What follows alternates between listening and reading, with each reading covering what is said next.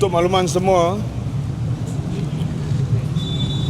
tanggungjawab mutlak ni saya bagi penjelasan sikit kepada semua orang untuk semua orang boleh faham tentang peranan dan juga agensi-agensi yang membuat tugasan mengiring. Tanggungjawab mutlak di bawah Seksyen 21 Akta Polis 1967, Akta 344. PDRM diberi kuasa dan kewajipan undang-undang untuk menegur, untuk mengatur, mengawal serta memelihara ketenteraman dan kelancaran lalu lintas di mana-mana jalan awam.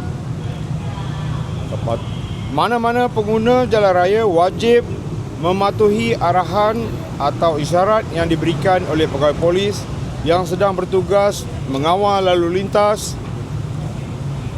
Turut dibaca bersama Seksyen 21 Akta Pengangkutan Jalan 1987. Gagal mematuhi arahan polis adalah satu kesalahan undang-undang.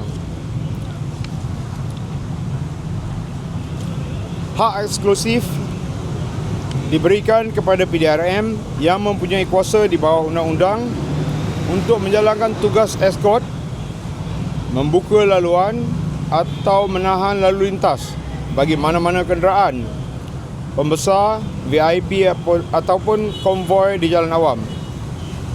Tiada agensi lain, marshal awam allowed, mana-mana pihak awam, penunggang marshal, persatuan maupun agensi penguatkuasa lain tidak mempunyai kuasa untuk menyekat, menahan atau mengarahkan kenderaan awam demi memberi laluan kepada konvoi mereka sendiri. Penyalahgunaan beacon light dan tindakan penguatkuasaan. Lampu biru merah untuk tugas penguatkuasaan dan kecemasan saja. Lampu amaran khas berwarna biru merah adalah eksklusif untuk kenderaan penggunaan penguatkuasaan dan kecemasan saja seperti PDRM, bomber, ambulan dan juga JPJ semasa menjalankan tugas. Bukan tiket untuk mengatasi undang-undang tanpa kuasa.